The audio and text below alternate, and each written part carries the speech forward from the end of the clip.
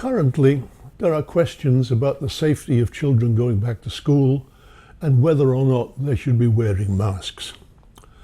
I know it's hard to believe, but I was involved in a similar situation involving school safety and masks many years ago.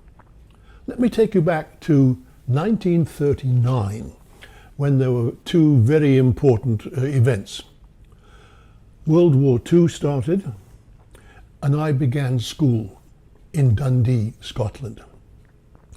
Now, Dundee had no strategic importance as far as the war was concerned. Its only industries, one made jute fibre into burlap, and the other had been a marmalade manufacturer since the 18th century. And in fact, that marmalade is still available today on Amazon. Despite its lack of strategic importance, Dundee was bombed in 1940, one of the earliest air raids in the war.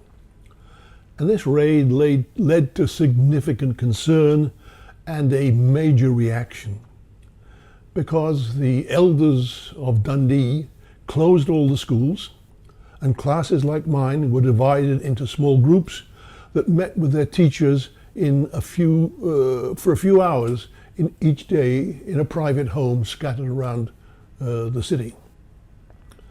Now, at the same time, across the country, there was a nationwide fear of poison gas attacks.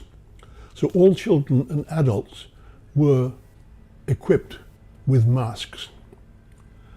Now, these masks were gas masks, and they weren't like today's little pieces of cloth. They were heavy, hot, sweaty, claustrophobic monstrosities of metal and rubber. And we had to practice wearing them each day in school and carried them around everywhere. Now, I don't really recall how all of this ended, because the family left Dundee shortly thereafter and moved to England, where I arrived with a bit of Scotland in me and a very Scottish accent. Now move forward to 1979, when there were two other important events. Both the Royal Nova Scotia International Tattoo and the Tupper Band began their existence. Of course, the tattoo always includes a reference to Nova Scotian Scottish heritage by featuring the bagpipes, often together with masked bands. And I'm sure it was that spectacle that was the impetus for me to do something about it, something similar. And a colleague, Dr. Ian Cameron, was and is an accomplished bagpiper, so I thought it would be a good idea to come up with some kind of band arrangement to accompany him playing the pipes. So here's the result from 1984. Ian Cameron and the Tupper Band with a medley of Scottish songs.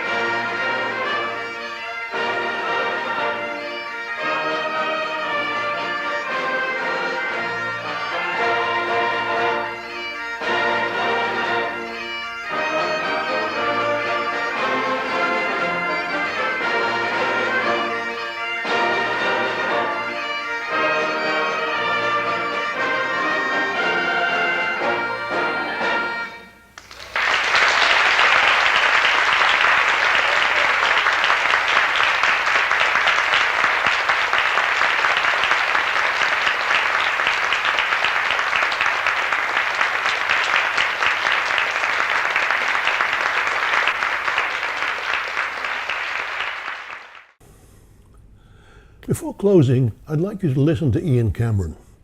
He was awarded a prestigious honour in 2014, and during a subsequent interview, he was asked about his interest in playing bagpipes.